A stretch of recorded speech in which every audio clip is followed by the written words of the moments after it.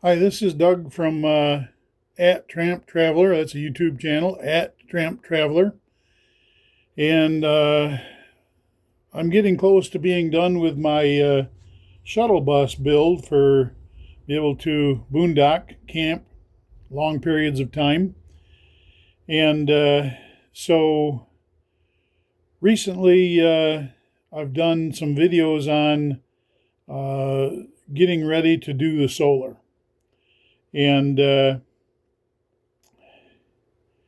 couple of videos back, there was a couple of them where I started on building a box for my LiFePo 4 batteries. And originally I was going to do 4 batteries, but then I found where I could put in a 5th, and then shuffling things around, I figured out where I can put in 6. And that's good. But reading up on LiFePo batteries, they don't like to have more than 4 batteries hooked in parallel. Well, 5 and 6 don't don't work that way. So what I did is I broke them up into 2 things of 3 batteries and 3 batteries. Each 3 ran in parallel, and then joined together just before it goes into the pure sine inverter. And then I needed to rebuild my wooden box, which I'd already started, to accommodate 6 batteries, and also wanted to insulate the sides and the bottom for cold temperatures, because LiFePo 4 batteries don't like to be charged when the weather is below freezing. So I put some rubber padding underneath because that needed to be sturdy, and I put some heating pads underneath it, which originally the purpose was for reptiles. You put underneath reptiles glass cage, and it'd keep them warm. And these are, it'll raise the ambient 20 degrees. So if it goes from 32 up to 52, that's great. I just don't want to end up harming the batteries, because if you try to charge them when it's too cold out, you'll ruin the batteries. So anyway, I've got the box built now, and I've been ordering parts for connecting all the batteries together, and I've got those parts now, and I've started work on doing the wiring, and so here we go. Let's watch the video. It's been super cold out here in the shuttle bus, but I've been getting ready to put my solar system together, and this is the 6 batteries with the inverter on it. So this is actually a before picture. As you can see, I've got batteries encased in this nice little box with insulation on top and bottom of it, both sides, to keep the batteries warm. Very nice clean setup before I show you with all the wires attached. I have to ask you to bear with me here because I repeat myself a couple of times, because I've done this over several days and it's kind of a hodgepodge. Here's my inverter, and got a couple of 200 amp breaker switches, bottom right corner, and the power comes from the battery up to those so that I can isolate 2 banks of 3 batteries, and then over to a distribution bar, and then on the right side of that red distribution bar is the cables that go over to the left end of the inverter, and then the power comes out of the inverter on the right side, where I've left room for a couple of plugs. And on the top right corner of that same inverter, there's lugs that I can wire directly to a fuse box or a breaker box without using cords. And then on the right side, you got the black distribution box, and that's for your grounds. And then just to the top of that, you'll see a shunt, and that shunt will send signals to a small LED panel, which will be up where all my other panels are, where I can watch the usage of the battery. So the grounds will come in from the batteries onto the right side of the black distribution box, through the shunt, and then over to the inverter. Well, now looky here. I get my 2,000 watt inverter all wired up to the 6 batteries. And then these coiled up over here on the right, these are going up to a smaller 500 watt inverter, which will be up on another panel. And it's all ratchet strapped down tight.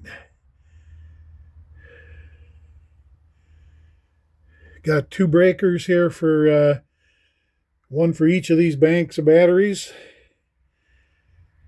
That goes to a terminal block, which then goes to a distribution block, which then goes around to the back end of the inverter.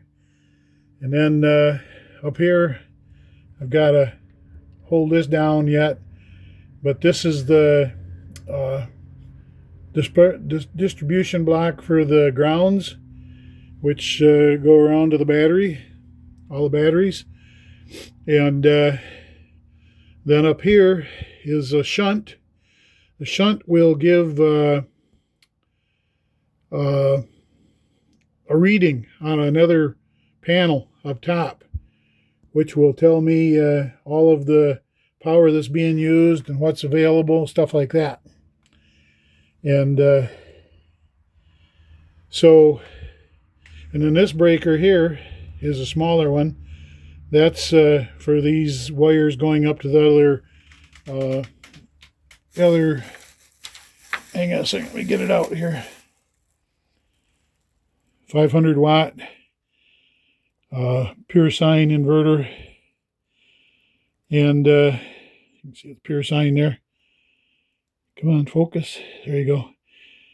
That'll be up on the panel up here above the countertop where I can plug in small things. And then this box here, that has the shunt panel. That'll give off all the readings of the batteries and how much used and how much the inverters are putting out.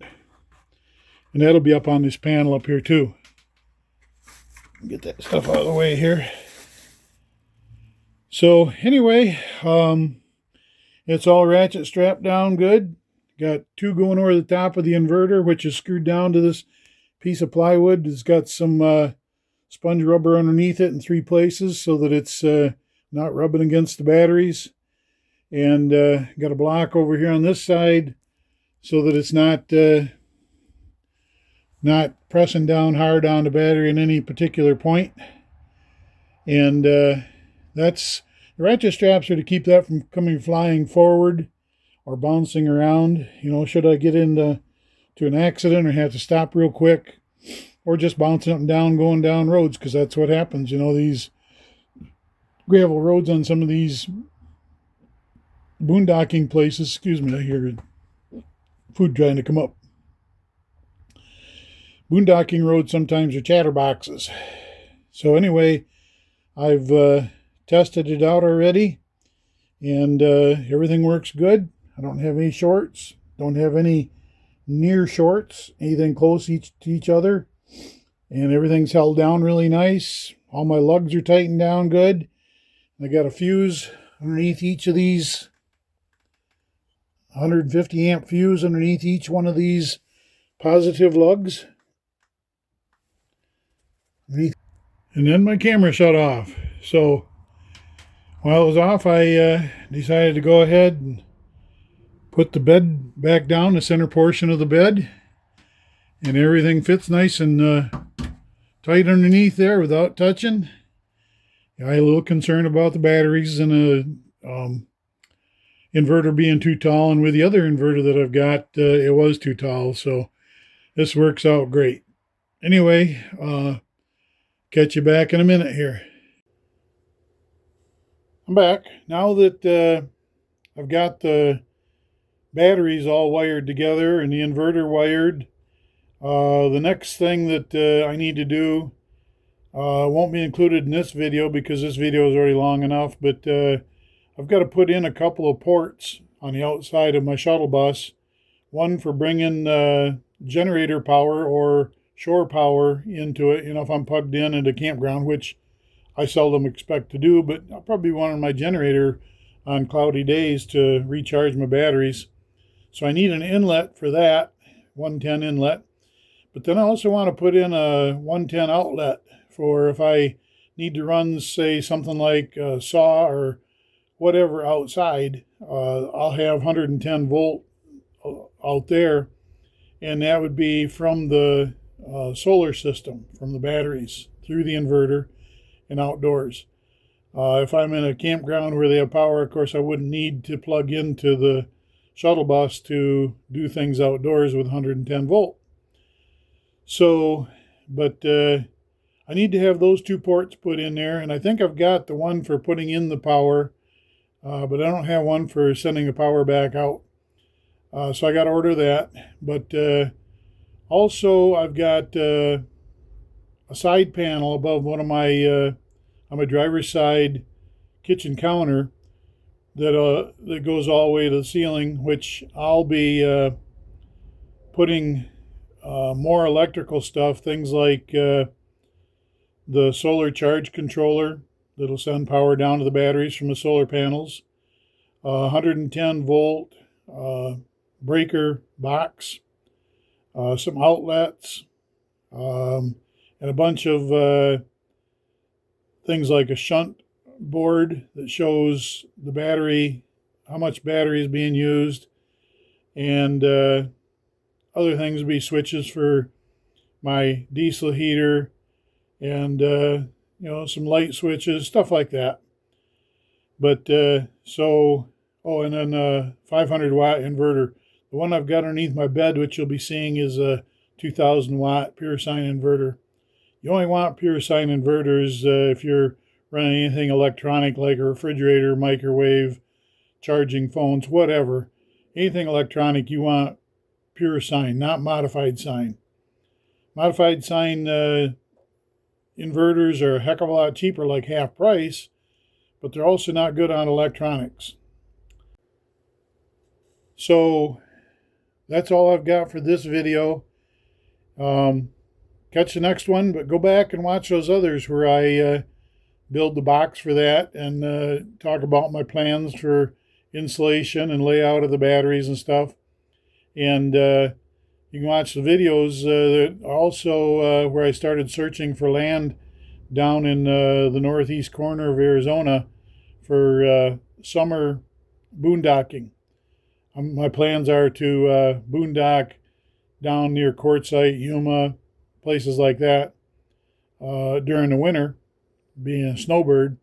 I got a brother who lives down in Phoenix, so that'd be convenient to go see him once in a while too. So thanks for watching. This is Doug White from at Tramp Traveler, the YouTube channel at Tramp Traveler. So youtube.com/@Tramp Traveler. Later.